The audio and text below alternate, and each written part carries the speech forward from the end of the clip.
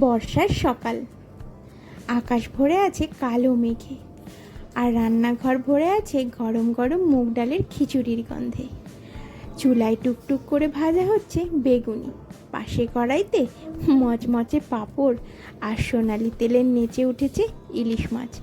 একদিকে মচমচে আলু ভাজা, আর একদিকে ফুলে ফুলে ওঠা লুচি, আর তার সাথে ঝোলমুখোর আলুর তরকারি। মাঝে হাজির চিংড়ির মালাইকারি, তার সুবাস যেন সমুদ্রের গল্প বলে। পাশে রয়েছে চিকেন, যার ঝোলের ঘ্রাণ মন ছুঁয়ে যায়। খাওয়া শেষে প্লেটে আসে মিষ্টি, আর টক মিষ্টি চাটনি, যেন একেবারে শৈশবের পুজোর দুপুরের ভোজ।